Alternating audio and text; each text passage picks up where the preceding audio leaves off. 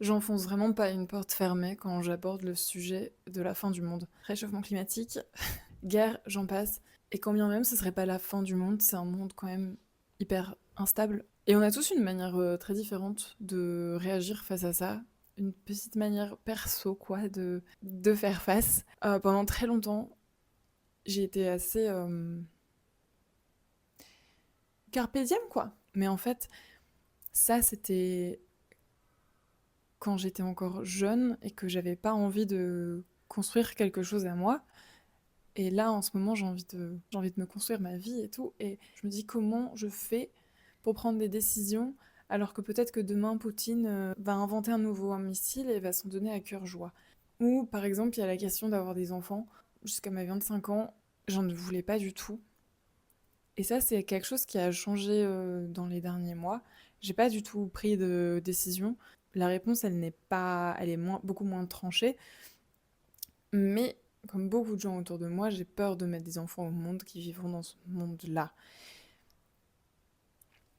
Et en fait, il y a ce bouquin, un bouquin écrit dans les années 60, qui m'a offert une nouvelle perspective sur la question de la fin du monde et de prendre des décisions et d'avoir des enfants aussi, en fait. Et donc, on va parler de ça aujourd'hui. Avant, je voudrais dire aussi que j'ai conscience que je suis hyper privilégiée. Il y a beaucoup de gens qui subissent déjà les conséquences du réchauffement climatique et des guerres.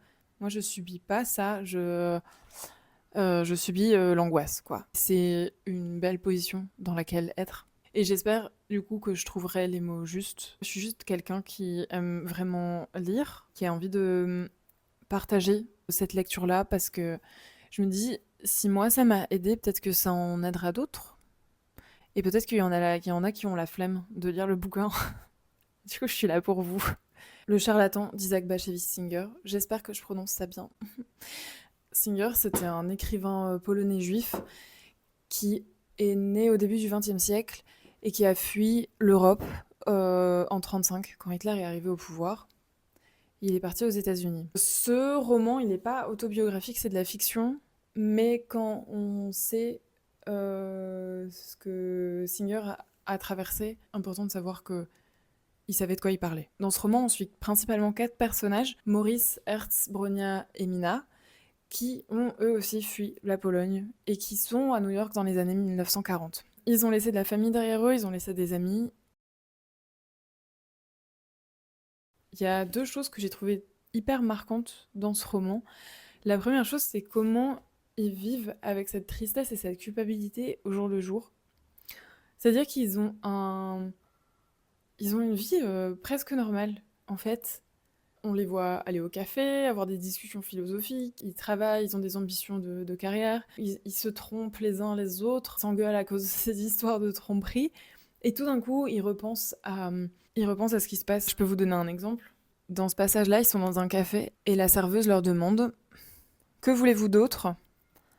Un petit pain, 2 œufs frits, des toasts. De la confiture? Oui, de la confiture. Et Hertz pensa soudain aux Juifs de Pologne, aux membres de sa famille, aux camps de concentration, aux champs de bataille, à la faim, aux étoiles jaunes. J'ai trouvé ça vraiment impressionnant, la manière dont l'auteur montre ce quotidien qui est fait autant de choses hyper normales que de choses complètement atroces. J'ai trouvé ça hyper contemporain. Dans le sens où nous, on n'a pas de... Enfin, moi, je sais pas, peut-être qu'il y a quelqu'un là qui me regarde et qui a des proches en camp de concentration, mais je pense que la plupart des gens qui me regardent n'ont personne en danger direct. Il y a ce truc en fait, assez absurde, qui est on est là, on scrolle, on voit les infos sur la Palestine, et 2 minutes plus tard, on va bruncher. J'avais l'impression que c'était un truc qui était spécifique à notre mode de vie, et en fait pas du tout. C'est hyper humain de voir la catastrophe se dérouler autour de soi et de quand même aller au café, commander du jus d'orange et 2 œufs. Et le deuxième truc qui m'a vraiment frappée, et ça c'est pour mes angoissés paralysés, aka me, c'est le fait qu'ils parlent en fait de fin du monde. Pour eux, à ce moment-là, c'est la fin du monde. C'est les termes qu'ils utilisent.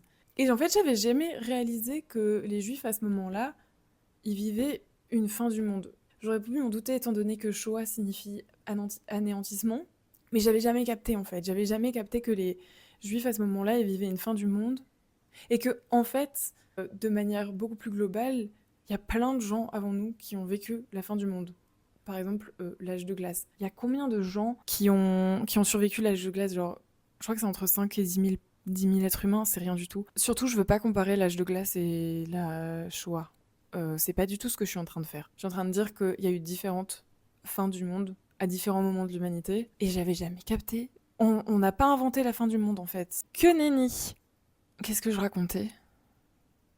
Et nous, on sait que à l'échelle de toute l'histoire du monde, c'est pas la fin de l'humanité, mais pour eux, à ce moment-là, c'est quelque chose de très réel. Quand bien même ils sont sains et saufs à New York et qui gagnent de l'argent et qui mangent 3 fois par jour, j'imagine le truc un peu comme ça. Ok, imaginez que la Terre, elle a brûlé là, c'est bon, le réchauffement climatique is climatizing et vous êtes sauvé quand même par Elon Musk qui vous a mis dans un vaisseau spatial. Vous êtes sain et sauf dans le vaisseau spatial, mais je pense que vous vous direz quand même ah ok c'est la fin du monde. Est-ce que c'est complètement à côté de la plaque ce que je dis? Est-ce que je raconte n'importe quoi? Someone stops me. Mais il y a personne pour m'arrêter en fait, je suis seule. J'en ai quand même parlé à ma mère hier de cette idée. Je lui ai demandé est-ce que c'est complètement bête ce que je raconte. Et elle m'a dit non, c'est pas bête, c'est juste pas du tout original. Apparemment c'est très clair pour beaucoup de gens. Mais c'était pas clair pour moi. Donc voilà. Donc c'est la fin du monde pour ces 4 personnages. Et là, alerte spoil. Je vous en dis vraiment le moins possible sur ce qui se passe au cas où vous auriez envie de le lire. Voilà, alerte spoil. Quelqu'un tombe enceinte. Quelqu'un tombe enceinte et en fait pour le père c'est impensable. Pour le père c'est impensable parce que c'est la fin du monde. Là aussi je vais vous lire un peu. Je ne veux pas d'enfants. Je ne veux pas faire vivre une nouvelle génération dans cette vallée de larmes. Et plus loin, je n'ai pas besoin d'avoir des enfants pour que Hitler accroche sur eux l'étoile jaune. C'est facile pour nous de dire aujourd'hui, mais Hitler, il est pas allé à New York accrocher des étoiles jaunes. Mais là, dans le récit, là, on est en 1940 et l'issue de la guerre, elle est pas connue. Enfin, qui aurait envie de mettre un enfant au monde si tu sais qu'il va potentiellement terminer dans les camps de concentration? Et ça m'a... C'était un peu une sorte de claque parce que je me suis dit, en fait, l'humanité, elle a été de très nombreuses fois confrontée à ces mêmes questions. Là, je parle de la Shoah parce que c'est ce bouquin-là qui m'a fait réaliser ça, mais j'imagine que les gens, pendant la peste noire, ils se sont dit la même chose. Toi, est-ce que tu as envie d'avoir des enfants, tout ça pour qu'ils attrapent des énormes boubons qui vont les faire mourir en 3 jours? Je suis pas sûre. J'allais dire un truc, mais je sais pas du tout si c'est un mythe. Le truc de ah, on arrive en 1666 et 666, c'est c'est le chiffre du diable. Du coup, ça veut dire que c'est la fin du monde. Est-ce que c'est vrai ou pas? Je sais pas. J'imagine qu'il y a des gens qui ont cru que c'était la fin du monde. Si à ce moment-là, les gens ont vraiment cru que c'était la fin du monde en 1666, ils ont dû ressentir la même panique que nous. C'est-à-dire que nous, on a une panique qui est basée sur des faits scientifiques. On a des scientifiques qui nous en parlent, pas des prêtres. Mais j'ai du mal à m'imaginer que les émotions soient différentes. Je veux dire, si t'as peur de la fin du monde, t'as peur de la fin du monde et c'est la même angoisse. All emotions are valid.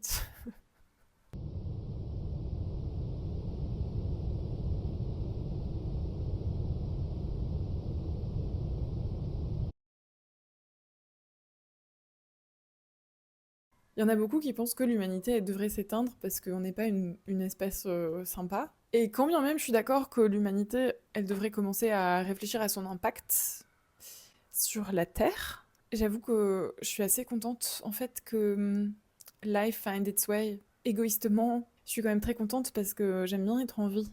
Et je me dis peut-être que dans 100 ans, il y en aura d'autres qui connaîtront cette même joie de vivre.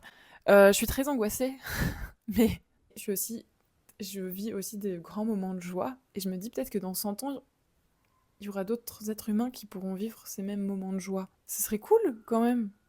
C'est probablement très très naïf ce que je dis, mais Je sais pas, peut-être qu'il faut être un peu naïf. Je vous dis pas d'aller faire des enfants, en fait, vraiment ce que vous voulez. Mais si vous êtes dans la même position que moi, où vous hésitez et que vous n'osez pas à cause de la peur, eh ben, je pense que c'est pas un très bon argument. Est-ce que j'ai écrit autre chose de très intelligent? Non. Voilà, passez une bonne journée. Profitez du fait d'être en vie, c'est quand même chouette.